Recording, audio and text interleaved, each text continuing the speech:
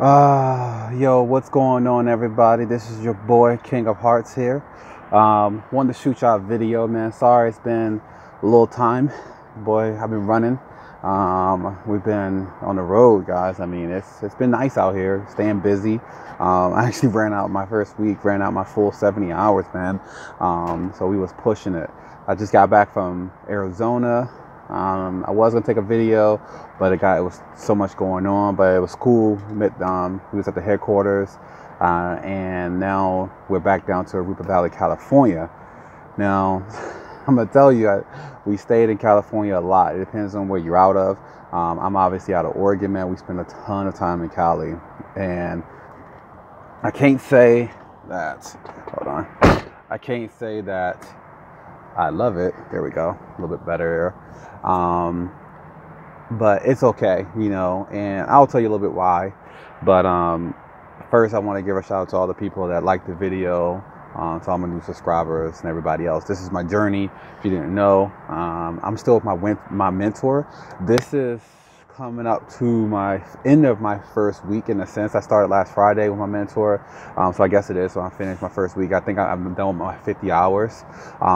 So after 50 hours, you got 200 hours you have to do total. After the first 50 hours, it's pretty much just you in the driver's seat. You do all the driving, and your mentor is just there. Now, we can't go team, so going teams means you can get longer runs. Like our run tomorrow, our runs has been like maybe 700 miles, 300 miles, 800 miles. But tomorrow, we're going to Illinois, so it's a 2,000-mile run. I'm still doing it by myself majority. My mentor is going to team up with. She's great. She loves for me to drive. For one, it gets me the hours, so I can kind of get through my process faster, but also gets me the experience. But she lets me drive majority of the time, if not all the time. That's how she puts it. It's just better, and that way she can sit here and teach. So, but yeah, we're here in Arupa Valley, man. This is a video. I don't know if you can see anything on here. Nope. Trucks and everything in the way. It's not that big of a terminal. Arizona was crazy. We went to Utah. Terminal's pretty nice. I've been to another one in California. It's been pretty nice, and obviously Troutdale. So I like to see as many terminals as I can. They have a lot. We went to one terminal, man. It had a movie theater in Utah. It had a restaurant. It had like a basketball court. It got pool tables, video games, big screen TV. So, and most of the terminals have that. Phoenix is obviously crazy. It's super big. You got recliners, you got full screens, multiple TVs, big restaurants, stores, everything. And they make it really nice for you, man. So I tell people, when you're out here, man, if you can stop at a terminal, it's just worth it. I'm doing a 35-hour reset. And if you remember back when I told you in the first videos, that means that I have ran my time out. So to reset my clock, I have to shut down for 34 hours. And what happens is 10 o'clock tomorrow, I'll get my full 70 hours back. And that's because you run hard. If you don't run hard, you can't run like 8 hours a day and just continue to run. I'm doing it this way to see how it works out. Because we pushed it, and I told her I wanted to drive 10, 11 hours a day if I can. But eventually your time is going to run out and you're going to have to sit at a terminal, get out the truck, man. I've been in there watching movies, talking to some other truck drivers, hanging out. It's been nice. We ran up to Walmart today, picked up some stuff for the truck because this is going to be a crazy week. Our delivery is not until Thursday, so we're pretty much taking one load. It's going to take us pretty much the whole entire week to get there, so that should be fun. But outside of that, Cali, why do I have a problem with Cali, man? Number one is going to be that traffic is horrible. I won't tell you. I'm telling you, man, it's horrible. There's a lot of freight that comes in and out of Cali, so I'm down with coming here. I'm gonna go where the money takes me, but traffic is crazy. You got to make sure you trip plan good, because it may take you 2 hours to get there and on maps, but really it's going to take you 3 to 4 to 5 hours when you include traffic. And another thing, you can only do 55 miles per hour, so company trucks have a governor of 62. I'm with the owner op, so her governor is at 68. And most of the highways you get on when you get outside of Cali, you can do this 70, 80 miles per hour. So you can have the thing to the floor and you're still not going to be speeding. So it's still a lot better when you're rolling. In Cali, you have to be 55 miles per hour. Another thing is you can get a ticket if you stay if you're not in the right lane. They have a lot of rules. Obviously your tandems, you got to make sure your tandems are moved back. That's your back tires on your trailer. You want to make sure they're in the correct position. So there's a lot of rules and regulation. But once again, this is where the freight at. The freight is here, man. There's so much money to be made. There's continual loads. We in Arizona, they sent us back. We went to U-Haul, they sent us back. We obviously stayed in Cali. We was doing runners here, Amazon, different things. So the money's here. You just got to be patient, you know. And I'm glad we're getting out because I want to see other places, but we'll see how it goes. So I got some questions. I know I had some questions on my thing. I want to answer a couple of them. So somebody asked about showers. Showers, how often? So far, like I'm telling you about terminals, man, we've been doing it every day, every other day. You know, we're not going 3, 4, 5, 6 days without a shower. Showers are free at the terminal. There's a lot of them. There's probably about 6 or 7 at a small terminal, maybe 10 to 15 at a big terminal. So there's no problem with getting showers. And then if you go to a rest stop, so remember, I think I said also, if you are about to get into this bit trucking, take the time now. You can go to your Flying J's, Pilots, Loves, and TAs and go ahead and get a reward card. Because for every, I want to say it's 50 gallons, you get a free shower. And remember, Swift pays for your fuel, so it's not like you're paying out of your pocket for it, and then you get a free shower out of that. So you can even shower at a truck stop, which the showers there are really freaking nice, obviously, because you're paying for it. Not knocking the showers at the terminal, but they're not like some 5-star, you know, super. They're a nice space. I mean, they have a bench, they have the you know, your shower, which is pretty big. They have you know, a sink in there. They have your rack so you can hang up your clothes and towels. So it's not bad. But once again, you can take showers every day, if not every other day. At the worst, you're running really hard and you still can do it on your 3rd day. But nobody's out here stinking unless you want to do it. What was something else? So, driving. They asked about when do you drive? Like, so your driving is kind of dependent on your mentor. You can drive in the morning time, you can drive at night. I've done a little bit of both so far. I haven't done a full overnight. I guess you can say that night because I didn't get here until like 3 o'clock in the morning. So that was kind of like an overnight. That was a long day yesterday, and we pretty much woke up at 7 and we drove until 3 o'clock in the morning until we got down here from Arizona. Because we had to drop a load off. We had to pick up a load that was running behind. Then we had to rush down here, which we got here on time. Then we had to drop that load. And then we had to go and pick up another load, and then we drove over to the terminal. But so we didn't get here till like 3 o'clock. And at nighttime, for me, I wake up super early. I can tell a difference in my backing. At nighttime, I tend to back harder. It's like harder for me to back. In the daytime, I'm pretty good with it. So, but that's only because I've been up, you know, so long in the day. But your drive is going to be whenever your mentor wants to drive, and when you out there, whenever you want to drive. Remember, you only can drive 11 hours. You just got to think about how you want to run. You know, yes, at nighttime there's no traffic, but there's more hazards. You know, there's night, you could be tired, there's animals out, there's a lot of different variables out there. In the daytime, there's traffic. I mean, that's the number one thing. You know, you got your morning traffic, your afternoon traffic. So you got to think about that. What else was it?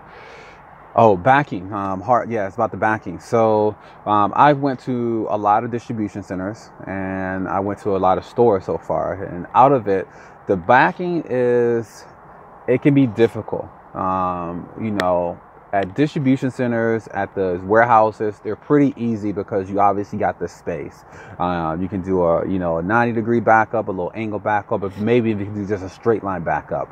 But there's no walls and stuff like that, so it's pretty easy. But when you're dropping off is where I advise people, what I start doing is that once I get my order or my run, I look up the drop off.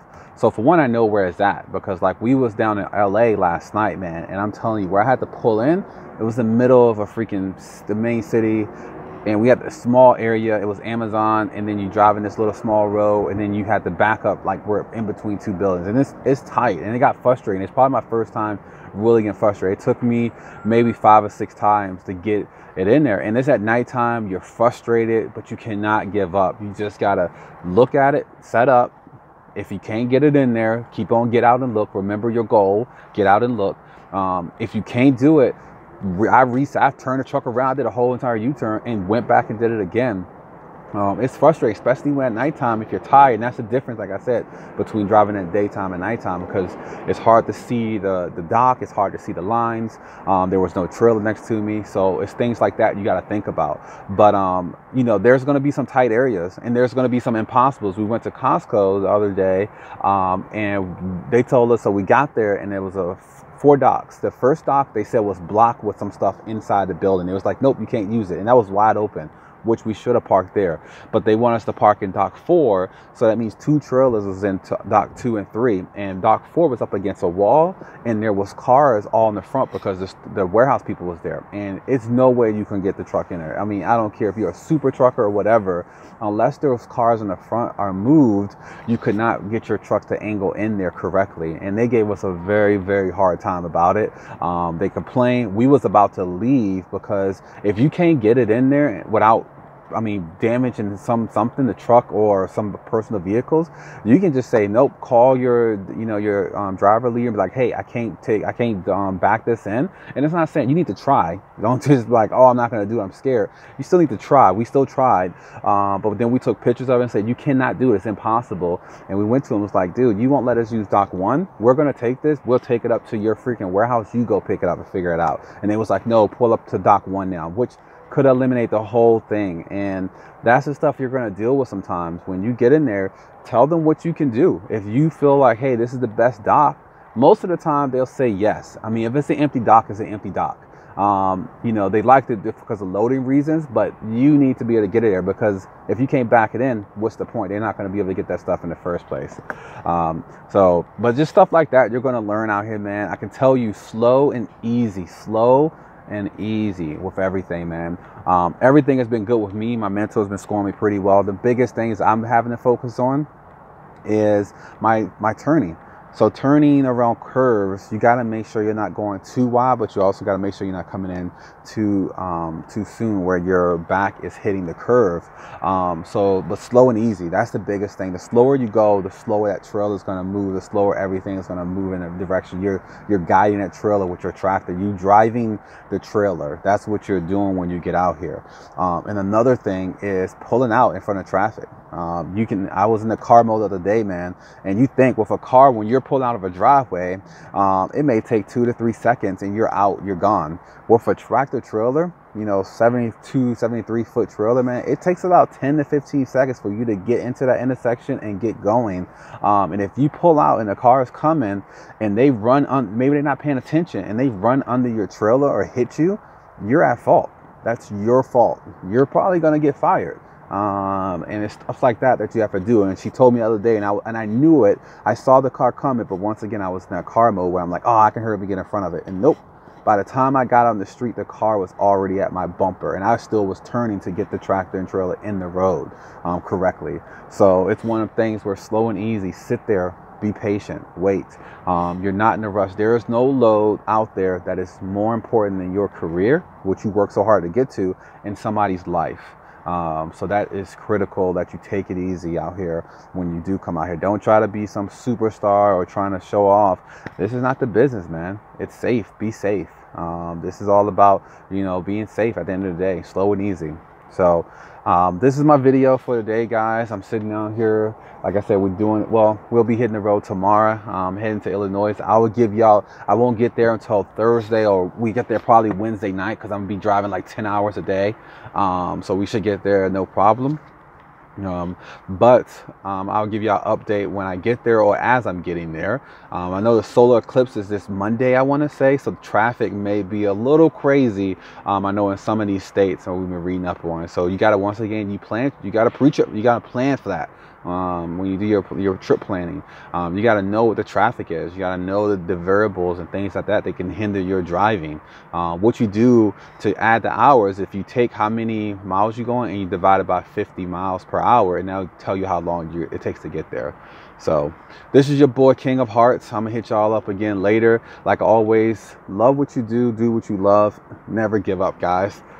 Sorry for a little bit long videos, right at 15 minutes. I'm gonna get out of here though, get some rest, and I will get it back at you guys later. So peace.